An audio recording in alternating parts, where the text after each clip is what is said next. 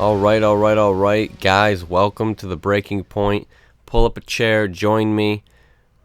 So, lack of establishment is a huge issue that I see facing the WWE right now. And what I mean by that is there are no guys on the current roster other than John Cena that are really established. And by established, I mean a guy who can put somebody over just by taking a loss. A guy who can bring validity to championships and make them seem important just by having them. John Cena, whether you love him or hate him, I'm personally not a Cena fan, but I don't dislike him either.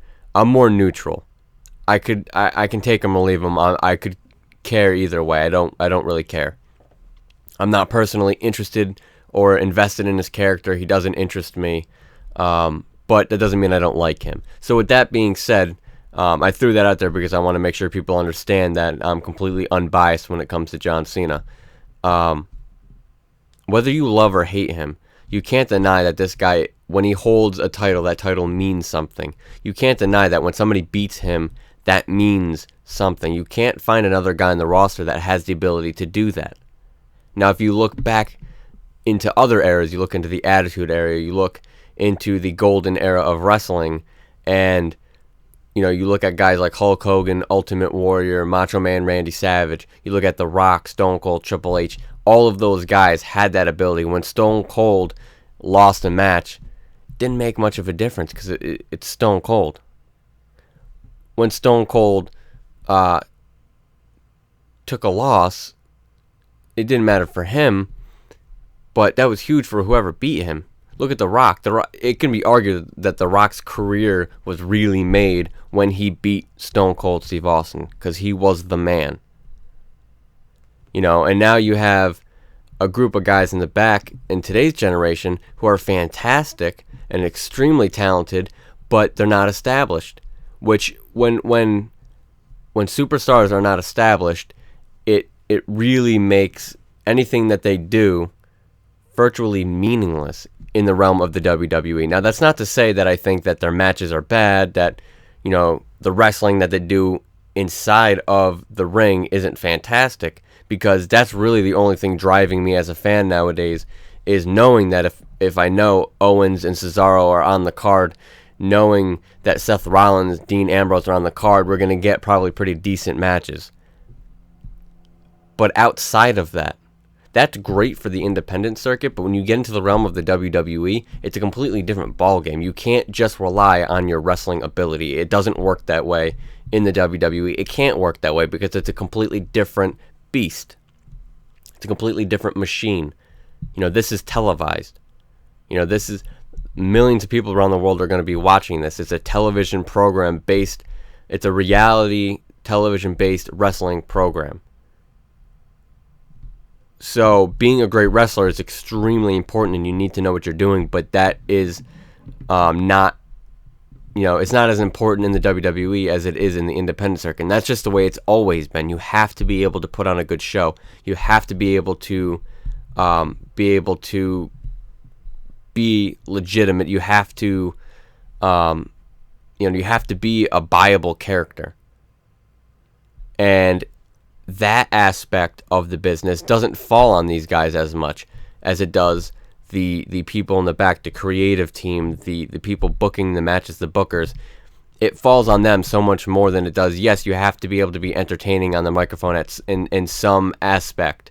There have been guys who have been over with the crowd, who are definitely popular and really should get a push, that weren't that great on the mic. You look at a Bret the Hitman Hart, and I know that a lot of people are going to probably get mad at me for saying this, but I don't think he was that great on the mic in comparison to the other people. Shawn Michaels, so much better on the mic than Bret Hart. But Bret Hart was fantastic in the ring, and what he did in the ring more than made up for what he did on the microphone. And they were still, and he was one of the most, if not the most popular wrestlers at that time. So, I don't like to buy into the fact that this guy's not going to get over because, he's not that great on the mic. Look at a guy like Cesaro. I think it's a perfect example. He's nowhere near terrible on the mic. Do I think he's perfect? No. Do I think he's in the realms of, Shawn Michaels, The Rock, Stone Cold? No, not at all. But do I think he can hold his own? Yes. And do I think that his wrestling ability is more than capable of selling him to the crowd? It already has. He has a Cesaro section every single time he comes out to the ring now. And this has been, fans have been following him for years. He's one of my favorite guys, and I have a lot of respect for how hard he works. So as a fan, I'm willing to buy into that. Now it's the WWE's job to package him in a way that makes him seem more viable to a WWE audience, the WWE universe. Because if I were to watch Cesaro on the independent circuit, I would already be into him. I have seen him in independence. He was fantastic. And it only goes just as far as you have to have incredible wrestling, and then you're already over. In the WWE, you have to have incredible wrestling, but there's so many more layers to it. And establishment is, yes, there's a point to all this babbling. Establishment is a huge layer involved, and none of these guys are established. So you have a Kevin Owens versus a Cesaro at SummerSlam, and yes, the match itself is fantastic, but at the end of the day, it doesn't mean anything. Kevin Owens beats Cesaro. He just beat Cesaro. That's really as far as it goes. Kevin Owens beats John Cena. The wrestling world explodes. Oh my God. Kevin Owens just beat John Cena cleanly. I can't believe it. Because whether you like or hate John Cena, you cannot deny that he's over. You know that he's established, that he is the face of the business, that he is the man. And if you beat him, you become the man. Ric Flair, to be the man, you got to beat the man. That's exactly how you establish somebody, by beating the man. Back in the day, it was Hulk Hogan. When you beat Hulk Hogan, you became the man. It's that simple. And then once you're the man, if other people beat you, then they become the man. It's a chain reaction. You have to start building guys like that, but they don't seem to want to do that. And now you have a WWE World Heavyweight Champion who really has no validity on the roster. He doesn't win any of his matches on his own, and it would be fine if there were other people, on the roster who, were meaningful, but there aren't, other than John Cena. It's also a problem because after you've beaten John Cena, where do you go from there? There's there's no other meaningful matches you can have. Are you going to go back from, if you beat John Cena, are you going to go back to fighting a King Barrett?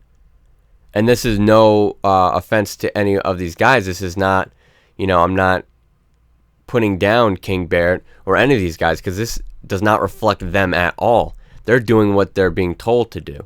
And that's the problem. The WWE is they're really hurting these guys.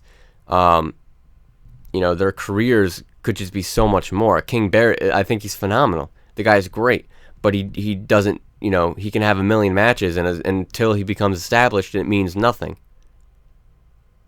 And to be quite honest, I don't believe in the adage that, the veteran, they've been there for a long time, that makes them established. It depends on who they are, but I look at a guy like Randy Orton, and yes, in a sense, he's established because he's been there for so long, but in the same respect, if someone were to beat him, would it really mean all that much? Based on how he's been booked for the longest time, he's kind of dropped in validity, in my opinion. I really don't. His matches don't mean as much as they could because of who he is and what he's done. They should be meaning a whole hell of a lot more, but they don't.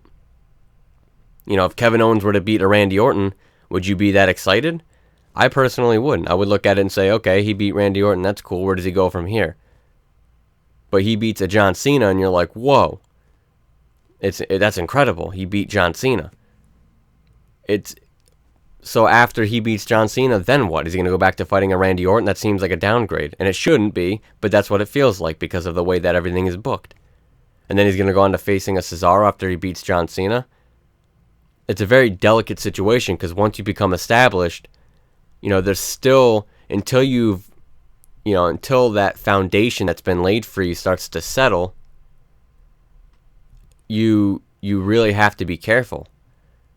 because you can lose that establishment if he were to beat John Cena and then lose like he did.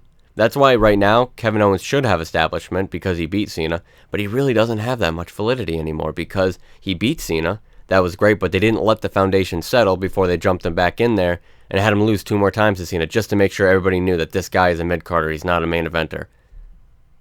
But that's the problem. You need more guys. You know, Hulk Hogan was the face of the company, but you can still have guys who are just like Ultimate Warrior. I mean, I'm not a diehard Hogan fan. I really don't think he was all that great. I think that he had an energy that the fans could feed off of, but I think that was the extent. I don't think he was that great in the ring, and I honestly don't even think he was that great on the microphone. That's just my personal opinion. That's not an attack on him. He's not my cup of tea. Same thing with Cena.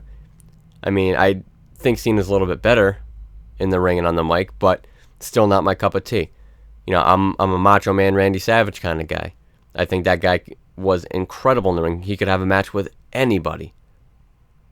And even though I don't think he in the business was as popular, I mean, he was extremely popular, but I feel like, I mean, you can kind of see it. There was a little bit of Hogan was just that much more ahead of him in terms of the business, not over with fans, but in terms of how the business viewed him.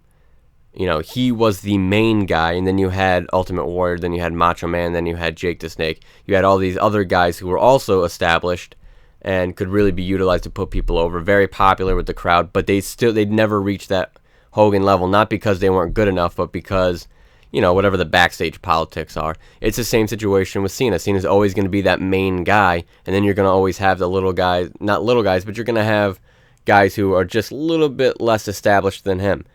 There's no problem with that. But you need to actually get to that point. You need to actually have people who are established under him just a little bit. Established Seth Rollins, established Dean Ambrose, Roman Reigns. These guys have the abilities to become established, but you're not allowing them to get there. You know, a Bray Wyatt should already be in the being talked about in the championship circle, but he's not, because he hasn't been booked properly, he hasn't been established properly, and it's very disappointing. So I mean, I think, and it renders all of these matches, you know, pointless, and that's a shame, because a lot of these matches are great. You know, a lot of these are match of the year quality, but at the end of the day, they don't mean anything. You know, 90% of the pay-per-view is filled with, unless it's a John Cena match, what's the point? You know? So, I really think they need to work on getting these guys to a point where they can be putting other young talent over, where they can start bringing meaning, because if someone beats a John Cena, oh my God, that's incredible. But if someone beats a Seth Rollins, who's their WWE World Heavyweight Champion, well, they just beat Seth Rollins. It doesn't really mean much. I mean, it's cool he beat the WWE World Heavyweight Champion, but at the end of the day, does it really matter all that much? I mean, the match was probably good, but it doesn't mean anything. It's meaningless. There's no, I like I said, as a fan, I'm literally only invested these days simply because of the talent they have on their roster, not anything that the WWE themselves are doing. I'm invested because the talent is very good. I mean, I'm a huge fan of their roster. I'm just not a huge fan of the WWE at this point. So that's a huge layer. They really need to work on their establishment. Really need to start bringing meaning back to the business. And, you know, I feel like that's a huge key in making this product more viewable. You know, I'm gonna want to watch it more. I feel more like I can invest in this product, you know, if there's meaning, and by establishing your roster, you bring meaning to your product, and you know, I think that's a huge key. But I can talk about lack of establishment all day long, but we're running out of time. You guys probably got places to go and people to see. So, like, share, subscribe. Be sure to bring yourself right back here tomorrow morning for another episode of The Breaking Point. And as always, consider the point broken.